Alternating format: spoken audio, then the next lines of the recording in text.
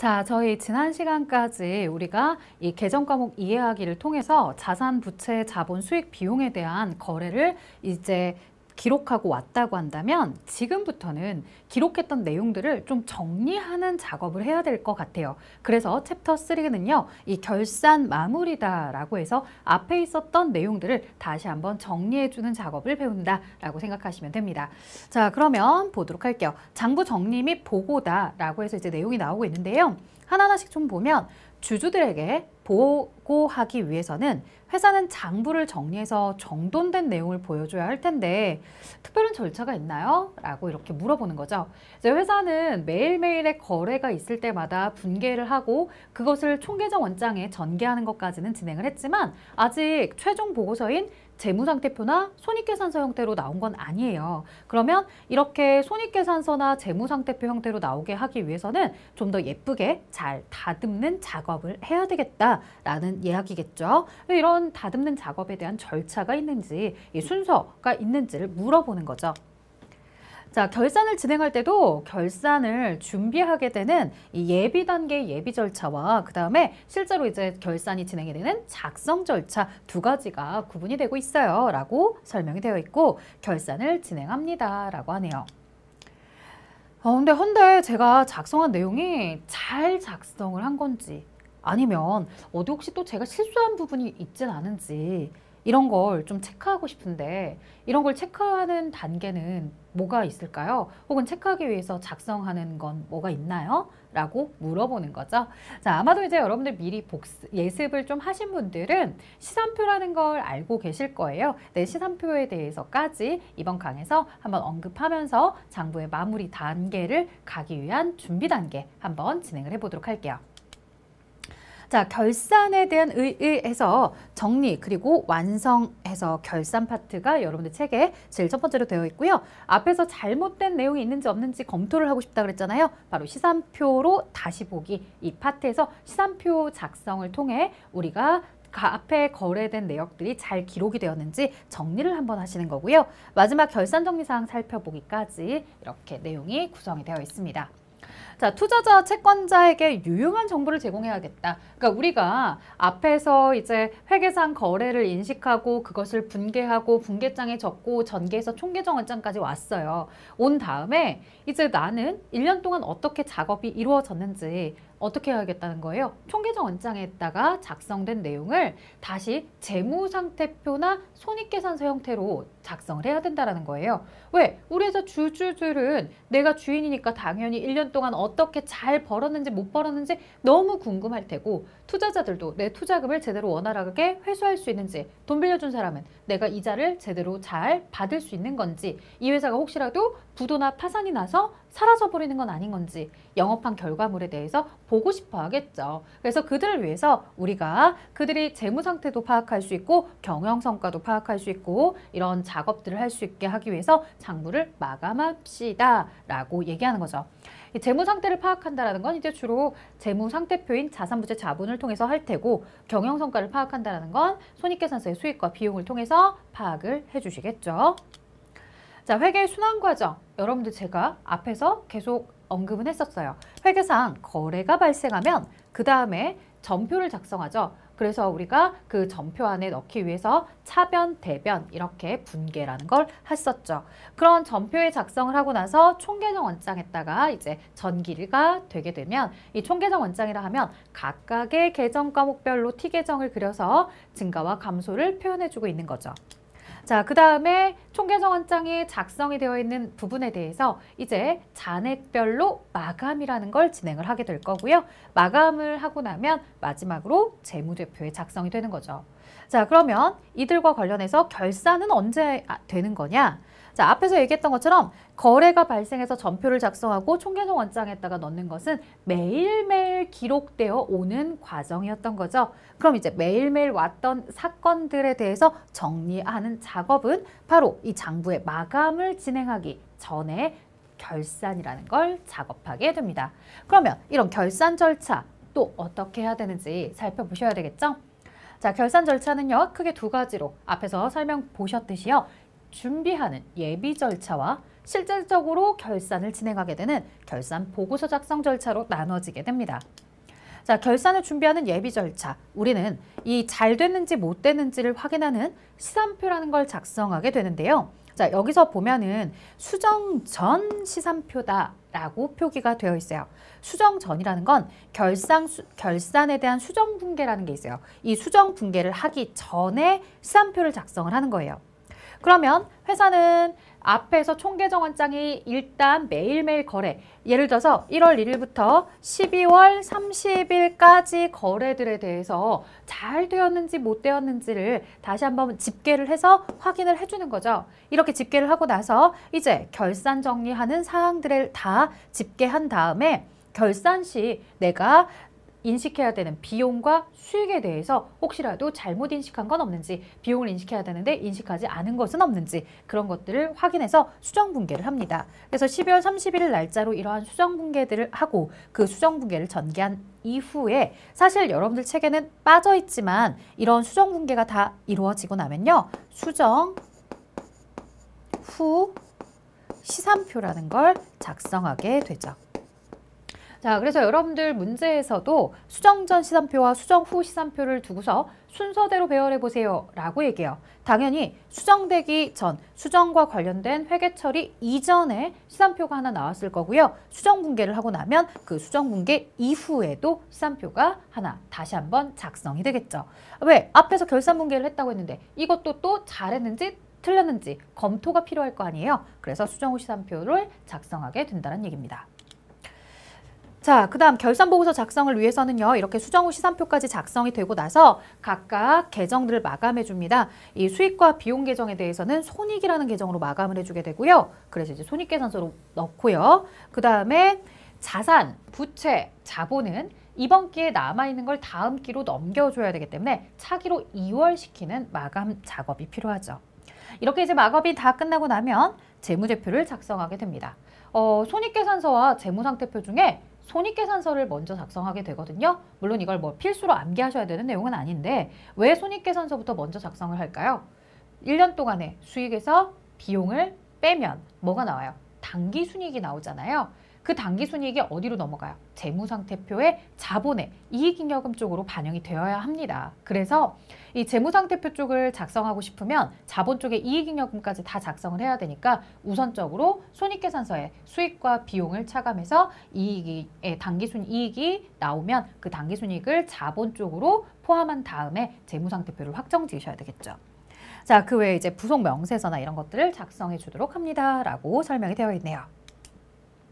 자, 그러면 내가 앞에서 그 얘기 했었어요. 거래 다음에 전표 입력, 즉 분계를 하고 그 이후에 총계정원장이 작성이 되었을 텐데 이 총계정원장에 넣은 자료가 잘 됐나 못 됐나 이걸 알아보려면 시산표라는 걸 작성해 주세요 라고 했었어요. 그럼 시산표는 어떻게 오류가 있는지 오류가 없는지 이걸 알게 되는 거냐? 라고 묻는 건데요. 자, 시산표는요. 거래가 이루어지고 분계한 다음에 전개하고 총계정 원장을 작성하고 나면 이 단계까지 오면서 작업이 잘 되었다라고 한다면 차변 금액의 합계와 대변 금액의 합계가 일치했을 것이고 만약에 혹시라도 거래를 등록하는 과정에서 내가 어떠한 실수를 하게 되었다면 차변과 대변의 합계가 일치하지 않을 거야 라고 하는 거죠.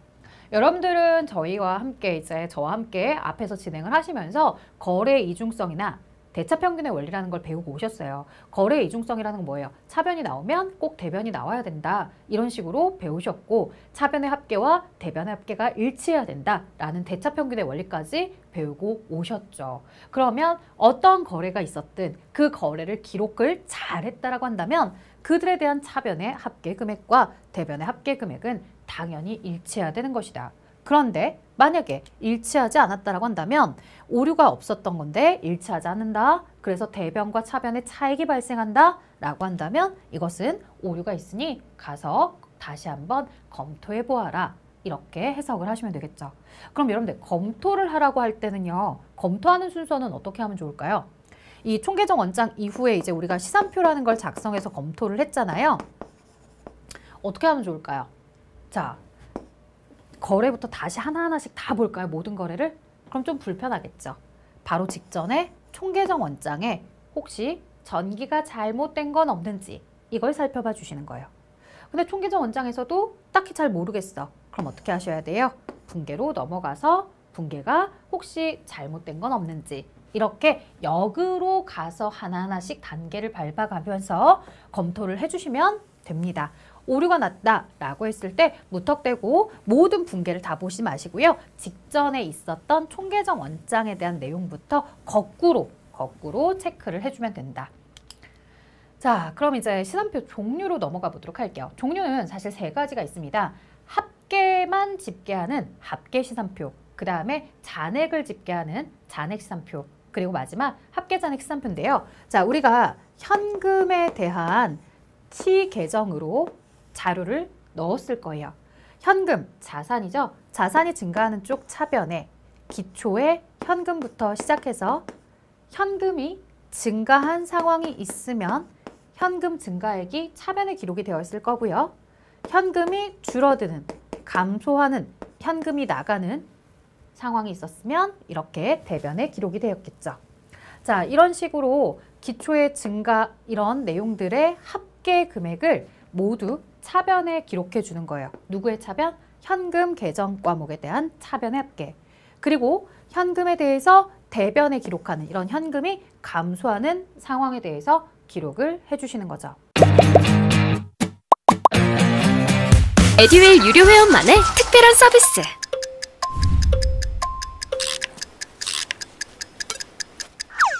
같이 하자.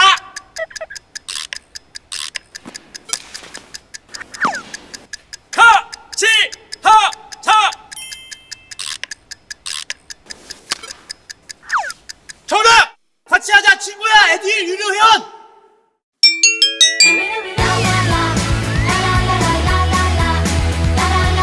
친구 소개하고 현금 받는 혜택. 오직 에듀윌 유료 회원에게만. 에듀윌.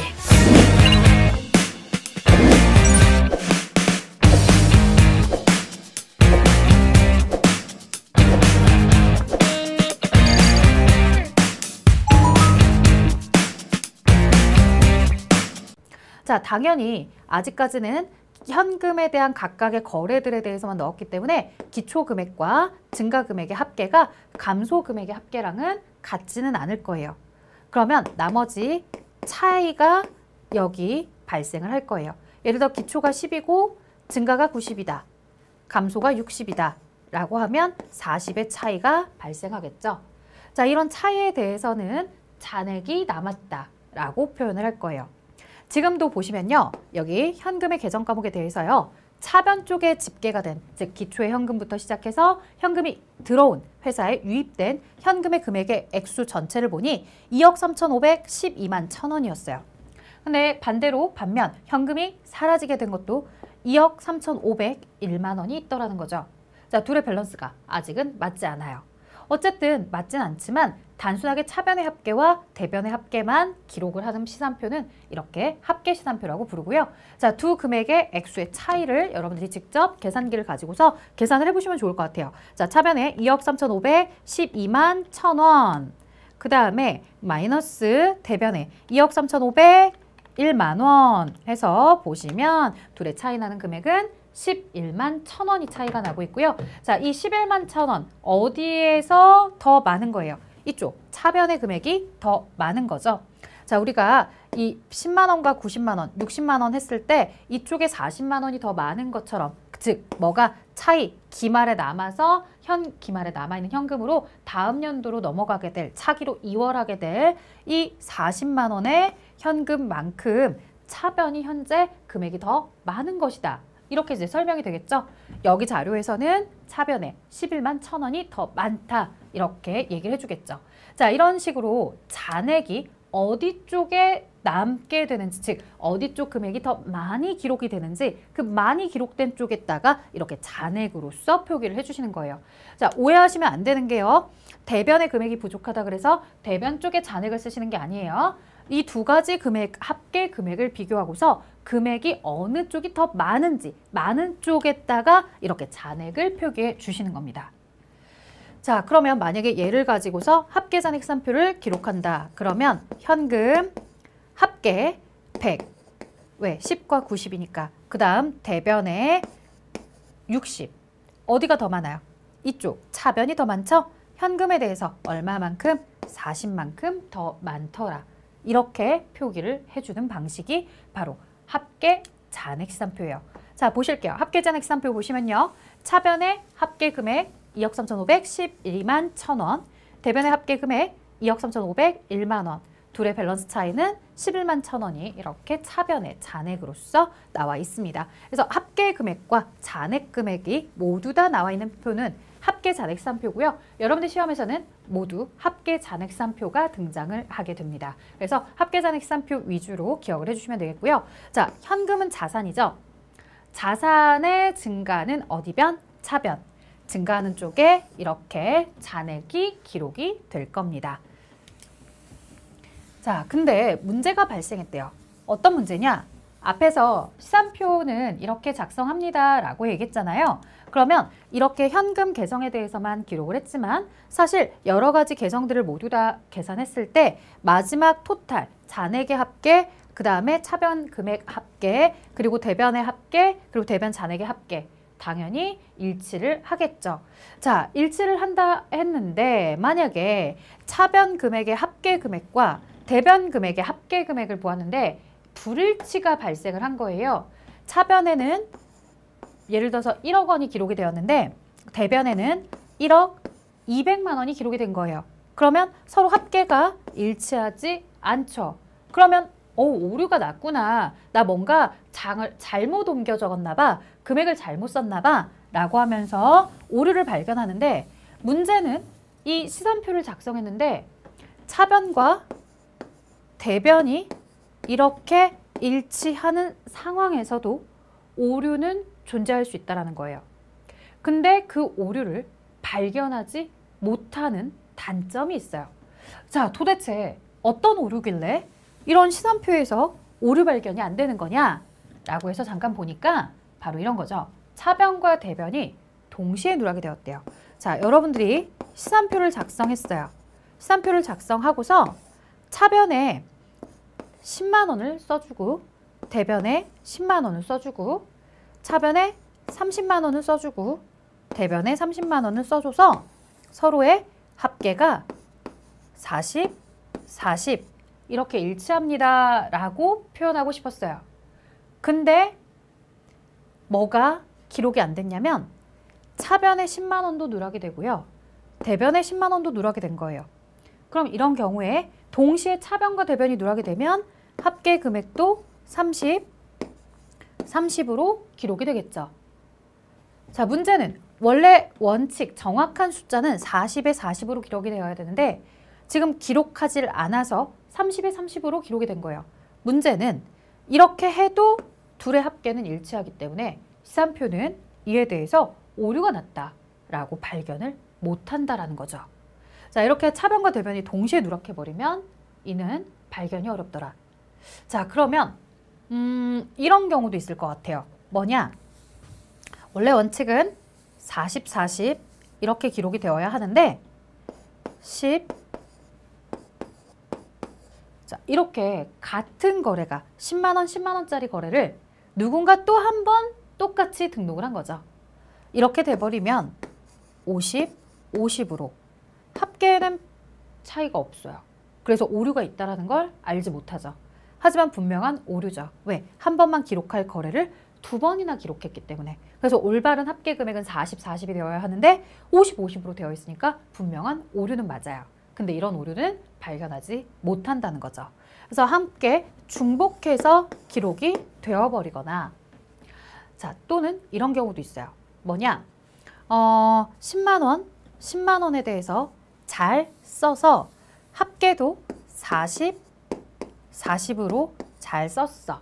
근데 뭐가 문제냐면 사실 이쪽 대변에 기록이 되는 것은 외상 매입금이라고 써야 되는데 담당자가 실수로 미지, 급, 금 이렇게 써버린 거예요. 근데 외상 매입금도 부채고 미지급금도 부채니까 부채라서 대변에 기록한 건 똑같을 거야. 자, 계정 과목만 잘못 등록한 거죠. 금액은 어쨌든 대변에 이렇게 10만 원이 들어와 있는 상태예요. 분명히 나는 계정 과목을 잘못 쓰는 오류를 범했지만 시산표는 그런 오류까지는 발견해내지 못한다라는 거예요. 자, 그래서 금액을 같게 넣어놓은 상태에서 계정 과목만 잘못된 경우 못 발견한다.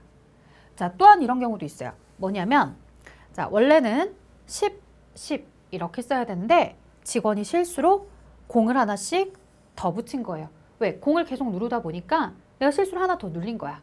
이렇게 해서 원래 올바른 합계는 40, 40인데 차변의 합계가 130, 대변의 합계도 130 이렇게 돼버린 거예요. 물론 합계는 일치하지만 그래서 오류가 있다는 걸 발견하지는 못하지만 금액적으로 분명히 어마어마한 오류가 지금 존재하고 있는 거죠. 자, 이처럼 시산표는요. 동시에 누락을 한다거나 아니면 중복 2번 기록을 한다거나 같은 거래를 이중으로 거래를 입력한다거나 아니면 계정 과목에 대해서만 실수를 한다거나 아니면 우연히 차변과 대변에 같은 금액을 오류가 포함이 되어 있다고 한다면 시산표는 오류 발견이 힘들더라. 자, 그리고 저희 책에는 안 써져 있지만 이런 경우도 있을 거예요. 차변에 써야 되는 걸 대변에 갖다 써버리고 대변에 써야 되는 걸 차변에 갖다 써버렸다. 이것도 어때요? 역시나 차변 대변에 똑같이 10, 10은 들어가 있는 상태이니까 또 금액에 대한 차이가 발생하지 않아서 오류 발견이 쉽지 않겠죠. 자, 그런데 이런 경우는 어떨까요? 차변은 10만 원을 기록을 하고요. 대변은 100만 원 기록을 한 거예요. 당연히 이런 경우는 대변과 차변의 밸런스가 맞지 않으니까 오류가 뜹니다.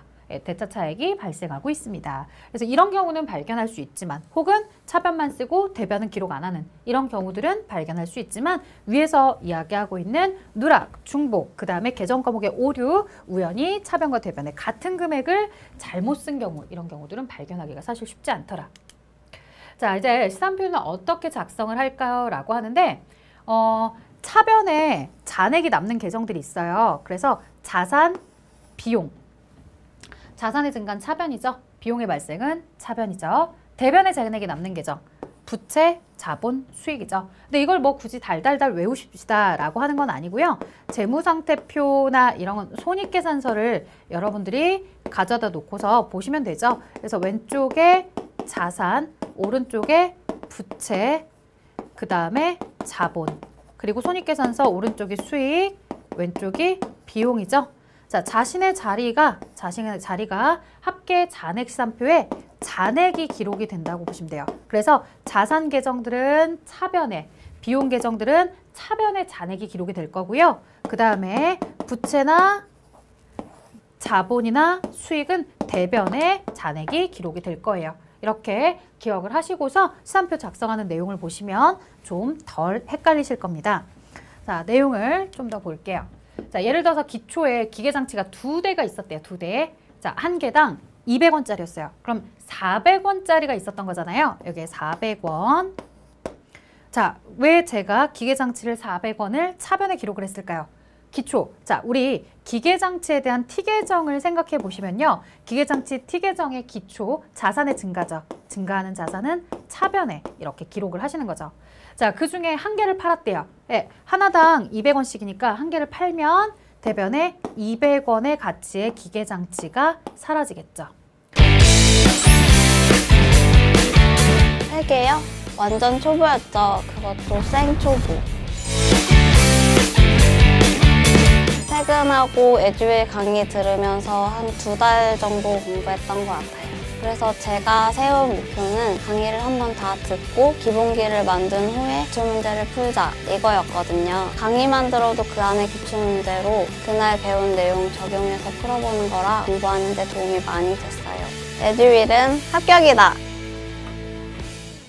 자, 그리고 500원어치를 추가로 더 구매했대요. 그러면 회사의 기계장치라는 자산이 증가하겠죠. 여기 400원에다가 500원을 더해주시면 차변의 합계 금액은 900원이 되겠네요. 자, 대변의 합계 금액은 200원이 되는 거겠고, 그러면 차변과 대변에 대한 밸런스 차이가 발생하고 있죠. 지금 계정에서는 이쪽에서 자, 이 700의 자산은 다음 연도로 이월시키게 될 거고요. 이렇게 차변의 합계금액 900이고 대변의 합계금액이 200일 때 차이가 나는 700은 어디 쪽에 기록을 하는 거다? 더 많은 쪽에 잔액이 남아있다. 이렇게 표기를 하시는 거예요. 그래서 기계장치라는 자산은 잔액이 어디에 남아있다? 차변에 남아있다. 이렇게 표기를 하는 거죠. 자, 그래서 여러분들에게 이 내용을 조금 더 보여드리면요. 기계장치 총계정 원장엔 이렇게 적혀 있을 거다. 기초에 전기 2월로 400의 기계장치가 넘어왔습니다. 1월 20일 날 500원의 기계를 구매함으로 인해서 기계 전체에 가지고 있는 것은 900입니다. 900 중에 하나의 기계를 팔아서 200이 처분이 되었고요. 아직 남아있는 700은 차기로 이월하게 될 겁니다. 라고 얘기해 주는 거죠. 자, 그 다음 여러분들이 조금 상상을 해서 더 작성을 해본다고 한다면 여기 차기 2월 700이다 라고 되어 있잖아요. 자, 이게 X1년에 대한 기계장치 총계정 원장이었다고 한다면 이걸 가지고서 X2년도에 그 다음 기계장치다 라고 하면 이 기계장치에 대해서 자산, 증가, 차변, 증가하는 쪽에 전기 2월이다 라고 해서 2월 될 텐데 자, 2월 되는 금액이 얼마일까요? 다음 연도에 가면 당연히 요 X1년도 기말에 남아있는 차기 2월 금액이 다음 연도 차변의 전기 2월 금액으로 이렇게 들어가게 되는 구조예요.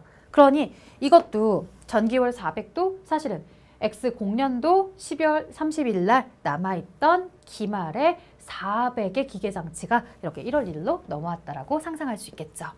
자, 당해 연도의 차기 2월은 다음 연도의 기초가 되어서 이렇게 반대로 넘어가게 될 것이다 라는 흐름까지 보았습니다. 자, 그 다음에 여러분들 시간표 작성 절차다 해서 이제 예제 문제가 있죠. X1년 말에 주식회사 3일에 총계정 원장이 다음과 같다라고 가정을 할 경우에 합계잔액 시간표를 작성해 보세요 라고 해서 굉장히 이렇게 예제 문제가 길게 나왔는데요. 저희 이제 하나하나씩 보도록 할게요. 지금 보시면 현금 및 현금성 자산에 대한 T계정이죠. 자, 그러면 차변에 1월 1일 자본금 10만 원, 차입금 5만 원, 그 다음 매출채권 10,000원 해서 차변의 전체 합계 금액을 살펴보시면 16만 원이 됩니다. 자, 그리고 여러분들 오른쪽을 봐주세요. 오른쪽은 이제 현금이 지출된 내용이에요. 그걸 어떻게 하냐고요? 우리 전기된 내용을 분계로 바꾸는 거 했었죠? 양쪽에 날개를 달고서 끝에다가 관련된 계정을 써주세요 라고 말씀을 드렸었어요. 그러니까 자, 기계장치 5만 원어치 구입하면서 현금 5만 원 나갔네. 미지급금을 상환하기 위해서 15,000원의 현금이 나갔네. 임차료 지불을 위해서 현금 10,000원이 나갔네. 그리고서 잔액이 85,000원이 남아있네. 이렇게 표현을 해주는 거죠. 자, 그럼 잔액을 제외하고 실질적으로 우리가 12월 30일까지 지금 대변에 기록된 현금 및 현금성 자산의 액수를 좀 볼게요. 얼마예요? 5만 원에 15,000원에 10,000원이니까 75,000원. 자, 그러다 보니 차변은 16만 원에 대변에는 75,000원이다 보니 그들의 차이가 85,000원만큼 나고요. 지금 현금 및 현금성 자산에서 T계정의 밸런스를 일치시키기 위해서 잔액을 대변에 85,000원으로 기록을 했지만 실제 이것이 총 시산표 쪽으로 들어올 때는 어디에 들어오는 거다? 두 금액의 밸런스를 보고서 차이가 더 많은 곳에 이렇게 잔액을 넣어주시면 되는 거예요. 그래서 반대편에 잔액이 기록이 된다고 보시면 돼요. 현금이 현금성 자산 같은 자산은요. 차변의 금액이 더 많고 대변의 금액이 부족하기 때문에 대변의 잔액이 남아 있어서 이 T계정 안에서는 대변 쪽의 잔액이 기록이 되고 있지만 실제 시산표에서는 더 많은 쪽인 차변에 이렇게 잔액이 기록이 될 것이다 라고 봐주시면 됩니다. 자, 그 다음에 시산표 작성을 계속해서 좀 더 보도록 할게요. 매출채권으로 넘어가서 보도록 할게요. 자, 매출채권이다 라고 하면 이건 뭐겠어요, 여러분들? 대변의 매출이 2만 원어치 이루어졌는데 외상으로 매출채권을 만들면서 2만 원 이렇게 기록이 된 거겠죠. 자, 매출채권이라는 채권 계정에 차변 합계 2만 원. 그 다음에 2만 원 중에 대변에 매출 채권이 가면서 차변에 현금이 기록되는 현금으로 10,000원어치를 회수한 거죠. 자, 회수해서 매출 채권 잔액 계정은 어쨌든 채권은 사라지게 됩니다. 자, 이렇게 대변과 차변의 합계 밸런스를 보았는데 차변이 10,000원 더 많죠? 자, 20,000원에서 10,000원을 빼면 차변에 10,000원이 더 많아요. 그래서 이렇게 대변에 기록한 잔액을 차변으로 가져다가 쓰시는 방식으로 시산표를 작성한다고 보시면 됩니다. 자, 그 다음 볼게요. 기계장치에 대해서도 보시면 기계장치는 이 차변 쪽에만 50,000원의 거래가 있었어요. 여기서 주의할 점, 이건 잔액인데요. 잔액은 어디 갔다가 대변에 생긴 잔액은 차변에다가 쓰시라고 했죠. 이 회사 같은 경우는 현재 기계장치를 보유하고 있었는데 자, 기계장치를 구매한 거겠죠. 2월 1일 날 차변의 기계장치, 대변의 현금 하면서 기계장치를 구매해서 자산이, 기계장치 자산이 50,000원어치 증가를 했는데 이 자산과 관련해서 아직 매각하거나 처분하거나 그런 건 없는 상태예요. 그래서 대변 쪽에 기록된 거래는 없이 그대로 차변의 기계장치 자산 50,000원어치만큼 이렇게 차변 잔액이 있습니다. 즉 기계장치 자산의 가치가 50,000원이 있습니다. 라고 설명을 해줄 수 있겠죠. 자, 그 다음 미지급금 부채입니다. 부채와 관련해서 미지급금 지금 대변에 20,000원 기록이 되고 있고요. 그 다음 미지급금에 대해서 현금으로 15,000원 상환한 부분이 있네요. 자, 둘의 밸런스 차이가 당연히 대변에 5,000원의 차이가 나고 있고요. 대변의 부채는 20,000원인데 차변에 사라진 부채는 15,000원으로 아직 5,000원의 부채 잔액이 남아있다. 부채의 증가는 대변 쪽의 부채 증가. 자, 미지급금 잔액을 기록할 때는 당연히 밸런스 차이가 나지 않게 하기 위해서 지금 차변의 잔액이 기록이 되어 있지만 T계정, 총계정 원장 안에 차변 잔액은 어디에다가 대변 쪽에다가 기록을 해주셔야 되겠죠. 그래서 반대편에 잔액을 기록해 주신다라고 생각을 하셔도 좋습니다. 자, 다음 볼게요. 차입금. 자, 차입금 역시나 50,000원에 대해서 이 회사가 빌렸어요. 그런데 이와 관련해서 상환한 건 없어요. 그대로 잔액 50,000원 대변에다가 이렇게 더 많은 쪽에 써주시면 됩니다. 자, 그 다음 자본금에 대해서 볼게요. 자본금 역시나 자본의 증가 대변입니다. 대변에 현금 100,000원. 자, 그리고 잔액 차변에 생겼지만 시산표에는 더 많은 쪽 반대편에 대변에다가 이렇게 기록해 주시면 됩니다. 자, 매출 수익과 관련된 계정이죠. 매출에 대해서 보시면요. 지금 매출채권 해서 대변의 매출 20,000원, 차변의 매출채권 20,000원 이렇게 기록이 된 거래를 이야기해요. 근데 어쨌든 T계정에 있는 그대로 가져다 쓰시는 거니까 이 매출채권 20,000원 대변 쪽에 있는 거 대변에 그대로 써주셨죠. 자, 그리고 나서 차변에는 매출채권과 관련해서 아직 회수하거나 그런 건 없어요. 그래서 매출채권과 관련해서 회수한 건 아니고 매출과 관련해서 매출이 취소가 되거나 소멸된 건 없어요. 그래서 차변에 기록될 합계는 없고 대변에만 20,000원 더 많은 상태이다 라고 대답을 해줄 수 있겠죠. 자, 임차료 갈게요. 비용이죠. 이번엔 비용이기 때문에 대변이 아니라 어디냐면 차변이에요. 자, 현금 10,000원 이렇게 기록이 되었고요. 대변에 있던 잔액 차변에 가져다 쓰시면 됩니다. 그래서 임차료가 차변에 10,000원 있고 대변은 없으니까 차변 쪽에 10,000원만큼 잔액이 발생한 상황. 자, 그리고 비품 들어가도록 할게요. 비품에 대해서는 미지급금과 잔액이 있습니다. 자, 미지급금 쪽에 비품, 자산의 증가, 차변. 그리고 대변 쪽에 비품을 매각하거나 처분한 거 없어요. 그대로 차변에 20,000원 잔액을 기록해 주시면 되겠죠. 자, 감가상각비. 감가상각비다라고 하면 감가상각비에 대해서 인식을 12월 31일 날짜로 차변의 감가상각비 10,000원, 대변의 감가상각 누계액 10,000원을 기록하신 건데요. 자, 감가상각비 차변의 비용으로서 이렇게 10,000원이 기록이 됩니다. 비용으로서. 그 다음에 대변으로 사라진 감가상각비 없으니까요. 잔액 그대로 10,000원 기록하면 됩니다. 자, 감가상각 누계액으로 들어가 보도록 할까요? 감가상각 누계액이다 라고 하면 지금 대변 쪽 자산의 차감적 평가 계정이기 때문에 차감적 평가 계정 대변에 이렇게 10,000원의 감가상각 누계액이 생기는 거고요. 감가상각 누계액 대변 쪽에 10,000원, 하지만 차변으로 사라진 감가상각 누계액은 없다. 그대로 10,000원이 잔액으로 표기가 됩니다. 자, 여기까지 저희가 이제 시산표에 대해서 쭉 보았고요. 저는 계정 하나하나씩 보았지만 여러분들 교재를 보시면 이 계정 현금이 현금성 자산부터 감가상각 누계까지 쭉 연결해서 다 합쳐 놓으시면 이게 바로 합계잔액 시산표의 전체 내용을 보시게 되는 거죠.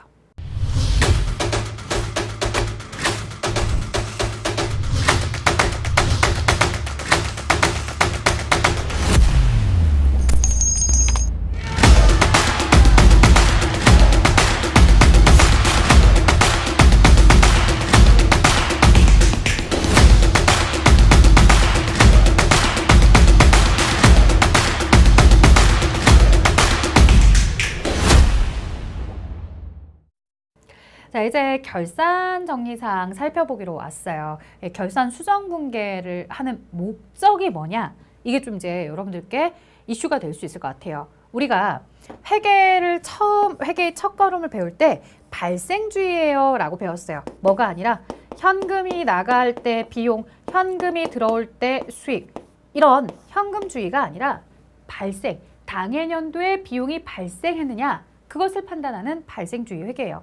그러다 보니 우리가 실제로 돈을 받지 않았음에도 불구하고 차변에 실제로 현금이 들어오지 않았음에도 불구하고 대변에 수익에 대해서 실현이 되면 이렇게 손익계산서에 수익을 기록한다거나 대변에 현금이 실제로 지급되지 않았다 하더라도 비용의 상황이 발생이 되었다라고 한다면 이렇게 차변에 비용을 기록하는 경우가 있더라는 거죠. 그러면 수익을 이렇게 기록하고 비용을 기록하게 된다면 그에 대응하는, 왜? 현금으로 들어온 것은 없지만 시간의 흐름에 따라 혹은 조건에 따라 실현이 된 상황, 발생한 상황에 대해서 회계 처리를 해야 되니 여기에 비는 무언가를 써야 될 거예요.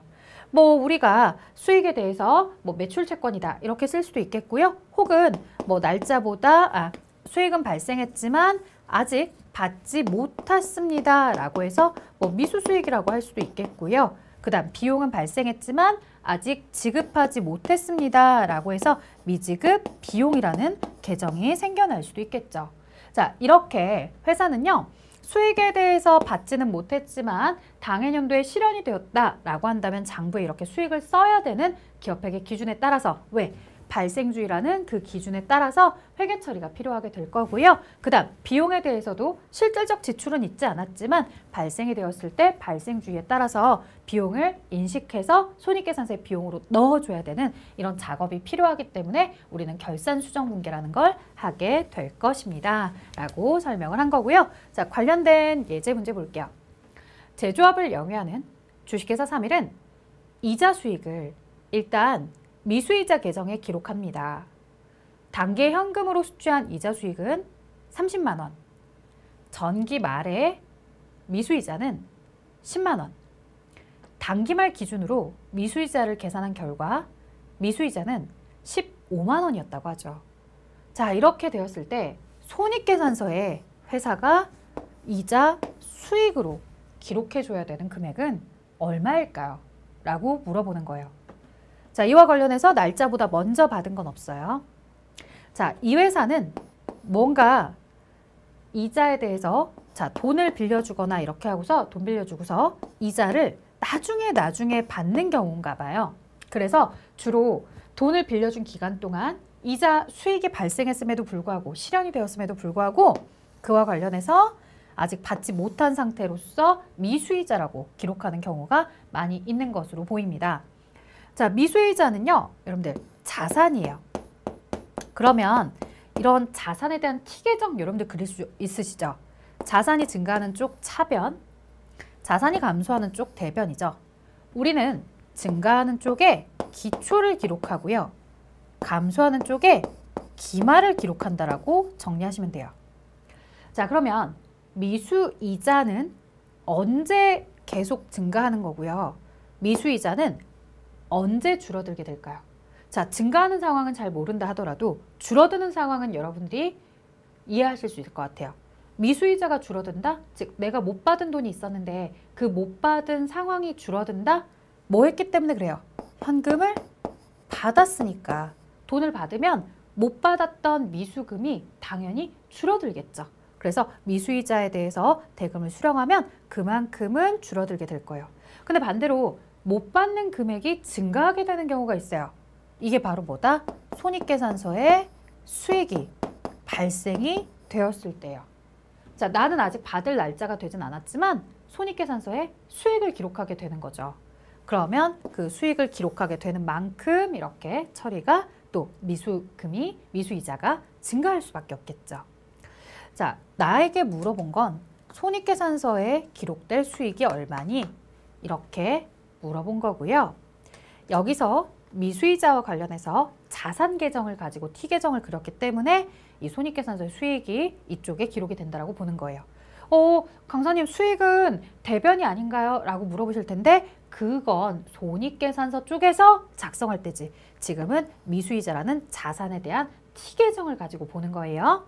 자, 기초에 우리가 받지 못하고 미수이자로 넘어온 금액, 전기 말 남은 미수이자가 10만 원이 있었대요.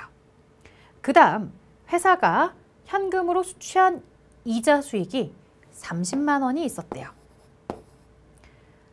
계산한 결과 미수이자는 15만 원이래요. 기말, 회사의 기말에 남아있는 미수이자는 15만 원이래요. 그럼 대변의 합계를 보시면 45, 차변의 합계도 45가 되어야겠죠. 10만 원을 제외하시면 이 자리는 뭐가 된다? 35만 원이 된다. 따라서 손익계산서에 기록이 되어야 될 금액은 35만 원이 되는 거예요. 실제로 문제도 이렇게 출제가 되고 있고요. 여러분들이 T계정을 이용해서 파악을 하시면 조금은 수월합니다. 자, 미수이자, 아직 받지 못한 이자죠? 자산이에요. 내가 받아야 되는 권리. 전기에 받지 못하고 넘어온 금액 10만 원이 있었고요.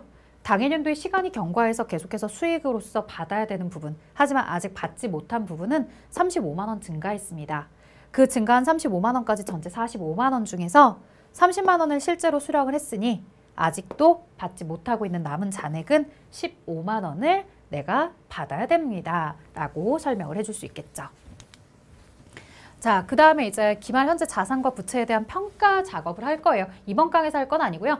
다음에 이제 계속해서 대손, 재고자산, 유가증권, 투자자산에 대해서 가치가 하락하거나 했을 때 평가, 손실이나 이익 이런 걸 인식한다거나 외화 자산에 대해서 기준환율로, 외화 부채에 대해서 기준환율로 환산을 하면서 외환산 이익이나 외환산 손실을 인식해야 된다는 걸 같이 기말 수정분계에서 진행한다는 걸 말씀드릴 거예요. 자, 저희가 이번 강에서는 결산은 어떻게 진행을 하는 거다라고 설명을 드렸죠. 거래가 있고 분계를 한 다음 총계정원장까지 전기가 되어 있다면 이 총계정원장에 전기된 내용을 가지고서 우리가 결산 절차를 밟는다라고 했었고 그 결산 절차는 예비 절차와 마지막 작성 절차로 나눴다. 예비 절차는 시산표라는 걸 작성해서 검토하는 단계인데 시산표는 수정 전 시산표와 수정 후 시산표로 나눌 수 있고 중간에 기말 수정 분계를 기준으로 수정 전에 작성을 하고 수정 분계를 한 다음에 이후 수정 후 시산표를 작성하자. 자, 모두 다 작성이 되었다면 이제 계정들에 대해서 마감 작업을 해주게 되며 마감 작업 이후에 이제 손익계산서와 재무상태표와 같은 재무제표가 작성이 된다. 그러면 이 결산의 예비 절차에 시산표라는 걸 작성한다고 하는데 시산표는 어떤 것들이 있느냐? 합계만 기록한 합계시산표, 잔액만 기록한 잔액시산표. 하지만 저희가 사용하는 건 합계와 잔액이 모두 다 들어간 합계잔액시산표. 이 잔액 쪽에 들어가는 것은 더 많은 쪽 변의 금액이 표기가 되는 거다. 차변의 금액과 대변의 금액을 비교했을 때 차변이 100이고 대변이 60이면 차변의 40이 더 많기 때문에 잔액의 차변 자리에 40을 추가로 기록하는 거다. 혹은 대변에 10,000원이 있고 차변에 아무것도 없더라. 그럼 대변의 금액이 더 많은 거니까 대변 잔액에 10,000원 이런 식으로 들어가고요. 이러한 시산표를 작성했는데 시산표 작성하고 나서 내가 혹시라도 무언가 잘못한 게 있다면 시산표에 넣었을 때도 차변과 대변의 밸런스가 맞지 않아서 오류가 있어 라고 얘기해 줄 텐데 문제는 차변과 대변에 대한 밸런스는 그대로 일치하는데 내가 사실 알고 보면 실수한 부분들이 있더라. 그러면 그런 실수한 부분들, 밝혀내지 못하는 이런 실수 부분들은 뭐가 있겠느냐? 자, 똑같은 거래를 2번 입력한다거나 아니면 거래 자체를 완전히 누락해버린다거나 아니면 차변과 대변에 대해서 동시에 잘못된 금액을 똑같이 넣어버린다거나 아니면 계정 과목을 바꿔서 쓰거나 그런 경우들은 사실 시산표에서 오류 발견이 어렵더라. 자, 작성 절차에 대해서 이제 이야기를 할 때 각각 현금이 현금성 자산부터 마지막 감가상각 누계까지 사례를 통해서 여러분들에게 어떻게 작성을 해야 되는지 알려드렸죠. 총계정 원장에 대한 내용을 가져다 놓고서 차변의 금액의 합계와 대변의 잔액을 계산하기 전에 대변 금액의 합계를 가져다 쓰시고요. 더 많은 쪽에 잔액을 가져다가 차액을 잔액으로 쓰시면 된다. 우리는 발생주의 회계 때문에 어떤 경우가 생기게 되더라. 실제로 현금을 받지 않았어도 수익을 인식해야 되는 상황이 오더라. 자, 그렇다면 현금을 실제로 받지 않았을 때 수익을 인식할 때 우리 뭐 미수이자 사례도 보셨다시피 미수수익 이런 거 있고요. 반대로 비용에 대해서도 지불은 하지 않았지만 손익계산서상 비용을 인식해야 될 때 우리는 그에 대해서 뭐 미지급 비용이다 이런 것들을 언급하고 있었고요. 자, 자산과 부채에 대한 평가는 계속해서 다음 강을 가면서 이야기 드린다고 했습니다. 자, 여기까지 여러분들과 함께 이제 결산에 대해서 간단하게 살펴본 거예요. 이 챕터에서 가장 중요한 것은 시산표에서 발견할 수 없는 오류의 상황과 그리고 시산표가 어떻게 작성이 되었는지, 잔액이 어디에 표기가 되었는지 이 부분들 조금 더 주의해서 봐주시고요. 자, 그 다음에 결산의 절차로서 수정 전 시산표, 그리고 수정 분계, 수정 후 시산표, 그리고 마감 이 순서를 좀 기억해 주시면 좋을 것 같습니다. 자, 여기까지 진행하도록 할게요. 수고하셨습니다.